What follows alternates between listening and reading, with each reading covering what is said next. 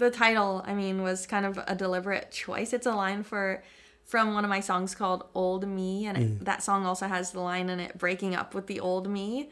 And so I think it's in a way like a little bit of a wink to the fact that the new album is really different musically from my last two records that were pretty straight ahead bluegrass.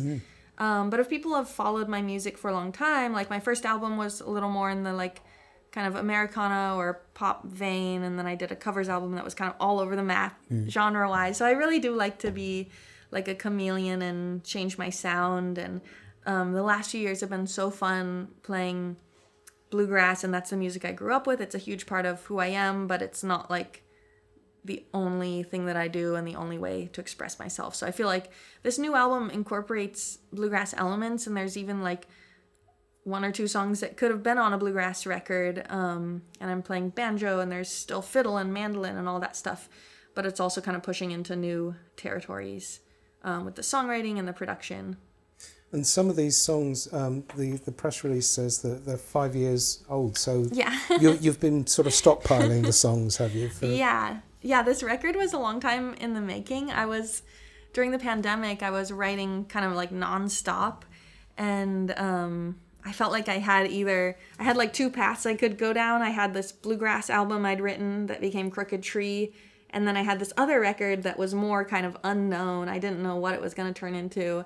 But I started talking to a producer, Jay Joyce, in Nashville about making a record, and this was 5 years ago, and I sent him some songs. But ultimately, I felt like I didn't have the material that stood alone as a record for what I wanted to do in that realm. And I had this other batch of songs that ended up on Crooked Tree that was like, I felt really strong about, and I knew I wanted to record them, and that's just what the door that kind of opened up to me creatively at the time. And then fast forward 5 years, I've still been writing constantly. And then I finally felt like I had this other batch of songs that I wanted to record with Jay. And his production ideas were amazing. He was so fun to work with, but we've literally been talking about doing this for 5 years. And so I'd say maybe like four or five of the songs are from that original kind of batch that I had been working on during the pandemic. And then I've been writing songs all along the way since then. And probably the bulk of them I've written in the past year or two. But there are still those ones that I really loved from back then that I ended up recording finally. Do you have a sort of a set process for songs? Because I've found from interviewing loads and loads of people that, you know, some people will jot something down very, very quickly, and the song sort of slowly builds. Yeah. And other people will actually sit down and say, no, I'm going to write a song now. You know, there seem to be two camps at either end. So where do you fall in that? I fall somewhere in between. Like, there's certain songs that I write from a little small idea that I had that maybe I wrote down in my phone or in a notebook somewhere, and I'll just kind of collect these little song nuggets as I go throughout my life, but I don't always have time to sit down and write an entire song. So that's really helpful to just kind of have a running list of ideas. Some of them are total garbage, and I look back and I'm like, what was I thinking? But if I don't write them down, I'm never gonna remember the good ones. And then other times I just sit down and like write something from scratch, and that always takes a long time, and sometimes I'll work on it over multiple days, but it's always really satisfying when it's finally finished. Once I start a song, I don't like to halfway finish it and then like come back to it later, so I'll usually try to get like a whole draft of a completed song over a few days. And then maybe even some songs I'll have that are in like the first draft, and like a year or even 2 years later I'll come back and totally rework them. There's songs on the new record like that were just kind of sitting there, and I came back and rewrote entire sections of them. So sometimes songs will go through like 5 different iterations.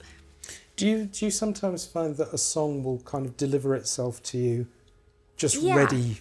Occasionally, yeah. Yeah, there's certain songs like that. Like, I think on this new record, the song where the title track came from, Old Me, that song happened, that was like really fast. And it just kind of came out of nowhere. I was like, wow, that's cool. I like this song. But that was like pretty much in one sitting and didn't really go back and change too much about it. It was kind of like this complete thing that just popped out of nowhere, basically.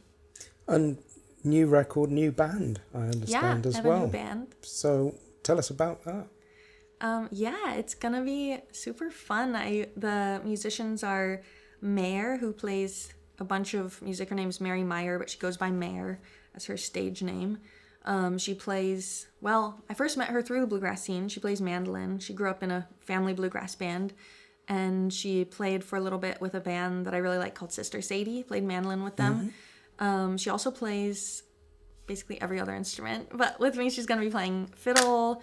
She might play some banjo. We had our first rehearsals about a week ago, and she was playing fiddle, mandolin, and keys. And it's kind of fun because she'll be like switching instruments mid-song. She'll be like playing some stuff on keys and then pick up a fiddle and play a fiddle solo, and she sings as well. And Ellen Angelico is playing with me, and she plays electric guitar, but she also plays dobro and banjo and pedal steel. So there's a ton of options there. She's been playing a lot of dobro on some of the more bluegrassy stuff, so we're still playing songs from all my different records and playing a lot of like the bluegrass songs in the set as well, so a lot of times she'll be on the dobro for those. Megan Jane is playing drums and percussion, and she's someone I actually was playing with. I did tours with her back in 2021, and even the winter of the pandemic, we did these live streams together. We did 3 different ones that each had different themes. There was like we did covers from Bay Area bands. We did like White Rabbit and a bunch of other fun songs on that one. And then we did like a protest song one. Then we did one of just bluegrass songs. And she's really great. She can strip down to like a washboard for the more rootsy stuff or play full kit. She even like has made a little kick drum out of an old suitcase with like just one hi-hat on it. So we're kind of experimenting with different ways to still, break down and play like a little bluegrass set in the middle of the show and then go back and kind of rock out a bit more with her on the full kit.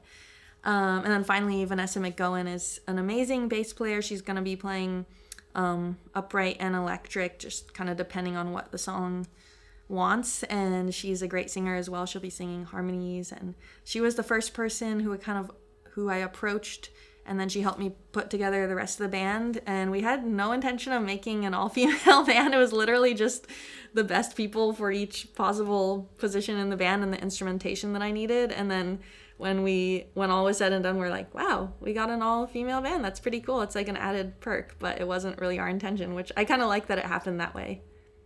Was this band sort of in your mind when you were making the album? I mean, how much was the material aimed at that kind of instrumentation and things like that? I couldn't possibly fathom what band I was going to have, because when I went into making the album, I had no idea what it was going to sound like. All I had was these demos of me playing the songs on guitar.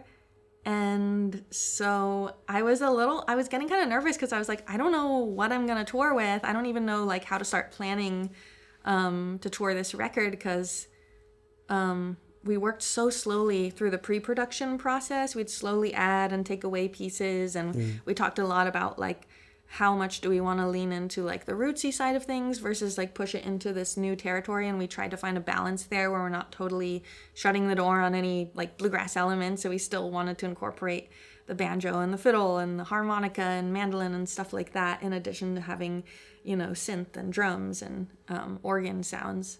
So it was like basically up until we finally had recorded everything and I heard the mixes, then I was like, okay, I can kind of sort of start to envision this. But I was also like, how am I going to find a band who can play this many instruments and do all these things? And I magically found, I feel like, the perfect people to kind of recreate this live and still be able to play a lot of my past material. And I would imagine you've got a busy schedule planned now to tour the album. Yep. We have, I think, 78 shows this year.